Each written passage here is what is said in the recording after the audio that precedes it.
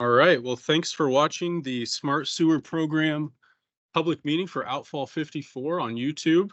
Um, this is being recorded on June 22nd. I'm Drew Matrician, and I'm with the Smart Sewer Program. With me, we have Andy Shively, who's the Deputy Director for KC Water over the Smart Sewer Program. Kyle Tonjes is a project manager. Kirk Brock is our resident project representative from CDM Smith, and then Eric McCormick from Havens is our construction contractor project manager. Matthew Price will be taking over as PM at a later date, so wanted to introduce him as well.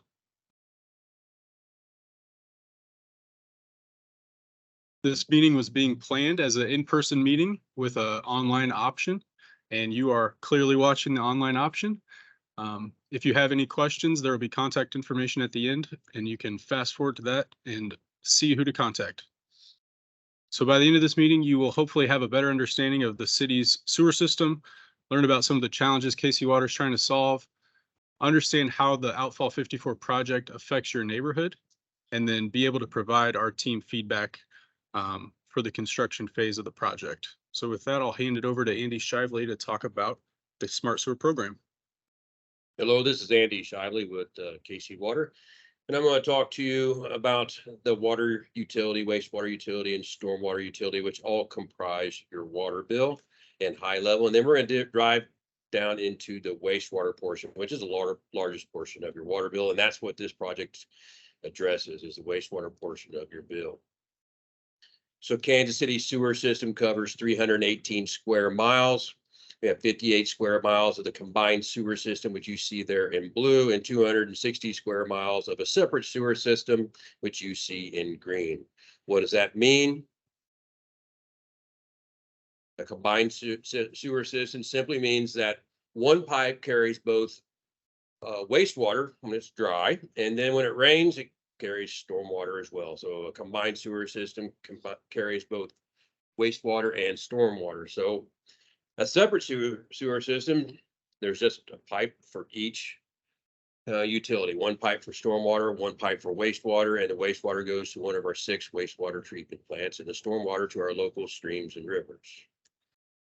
So our challenge is to eliminate separate sanitary sewer overflows and reduce combined sewer overflows. And that's what the Smart Sewer Program does. It ensures compliance with our federal consent decree to be in compliance with the Federal Clean Water Act and improve the water quality in our local streams and rivers. Planned improvements include green infrastructure, sewer separation. We've got a lot planned over the next 25 years. As a matter of fact, that totals up to $2.3 billion. This project is a sewer separation project named by its outfall as discharge point, Outfall 054, and it's an $8 million project. And let's get you oriented. Can you tell where you are? You're at the yellow star. Oh, that's where we are. And the project limits from 15th to just south of 17th, Oakley over to Fremont. And so it's not a large project area, but we'll be working in this area between now and the end of this calendar year. So you'll be glad that just when you watch this video and know it's coming, you'll also be glad when we leave. And so do we have phone numbers and contact? Yep. We don't have a schedule yet at the time of this recording, but by the time this is posted, the construction schedule for the work that you see listed being performed will be posted at that time. And next slide. Green infrastructure. What is green infrastructure? It's simply treating rainwater the way that nature intended it. So the traditional the traditional way to address stormwater was collect it, put it in a pipe and move it somewhere else. Green infrastructure tries to treat it where it falls. It treats it the way that nature was designed to treat it, capture it and let it absorb into the soil. And this is an example of green infrastructure being installed. Detention basin. We'll pipe it over to this detention basin and let nature do its work. What can you expect?